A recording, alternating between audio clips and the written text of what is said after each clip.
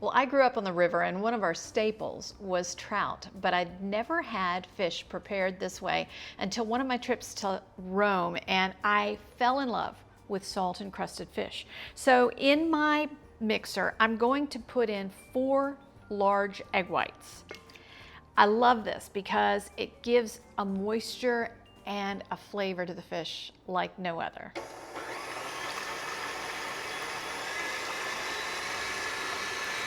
Now I want to whip this until between soft peaks and heavy peaks appear.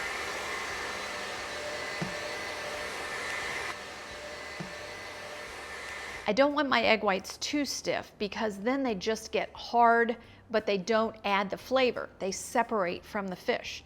If they're too soft, that egg white mixture runs off. So at this point, I have nice medium stiff egg whites, and I want to just add about 2 1/4 cups of salt.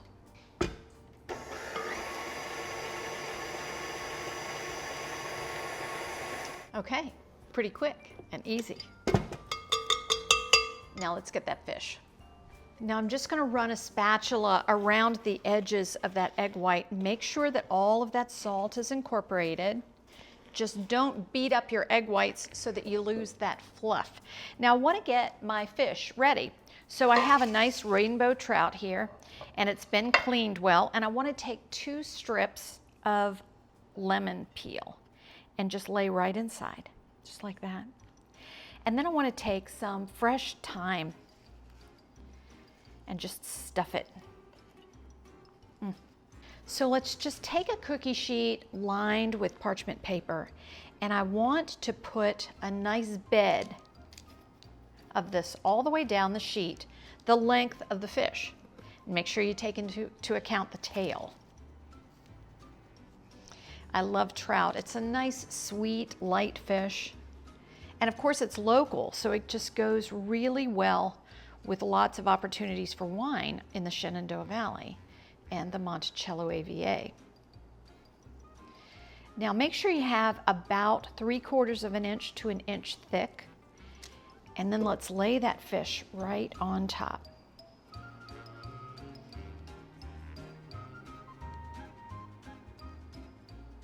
Now I want to take the rest of my egg white mixture and really cover it well.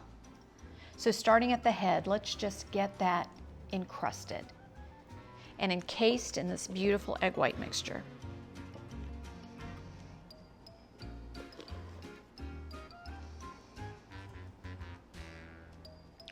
If you're a little short on the tail end, as I am, you can see right there, I'm just going to take a little bit of egg white and just plop it right at the end so I'm sure that entire tail will be in the mixture.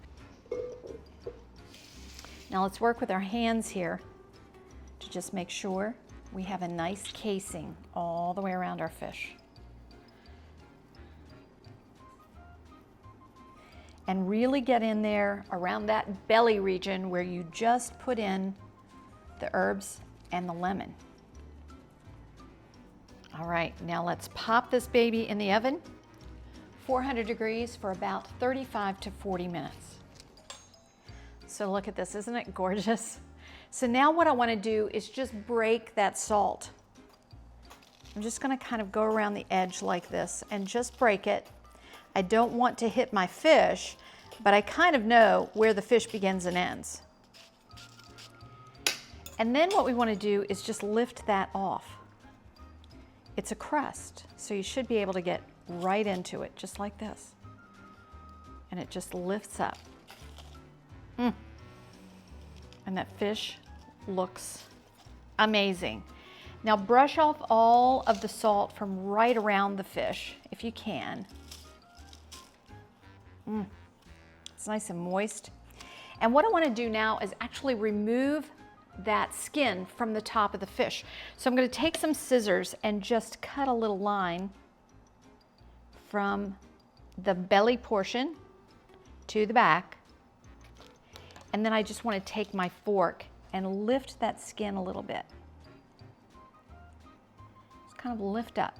And if you do it when it's nice and hot, you can get that skin right off. It's going to be so pretty. Okay, That's about as far as I can go. Now, what I want to do is kind of break that crust away a little bit more here so I can get my spatula into it. And again, pull back any of that loose salt that you have so that you don't take that to your plate. A little bit is fine, but you don't want a lot. Then take a fish spatula and kind of get right up under your fish. And I like to use a nice long fish spatula because I know that that's going to work for me. And then just grab that tail, and there we've got it set aside. Now I like to use a little platter of parsley, and I like the parsley thick on this. I think it just adds to the color, but of course you don't have to do that. Just put a little parsley on your plate and then lift that fish right over. So let's give this a try with a little Chardonnay. This is a wonderfully buttery Chardonnay. Now remember, Chardonnays can be done in stainless steel. They can be done in a combination of stainless steel and oak, or in oak. This is just a wonderful buttery Chardonnay. When a winemaker chooses what they want to do with Chardonnay, they have a lot of choices. Do they want to age it in stainless? Do they want to age it in barrels? Are those barrels old or new? How much flavor does that impart? Do they want to keep those yeast cells, the lees, sometimes you'll see sur lie or aged on the lees, in the barrel while they're aging it? All of these things give different flavors, different textures to the wine. This one is absolutely incredible, and I think it's going to be wonderful with this trout.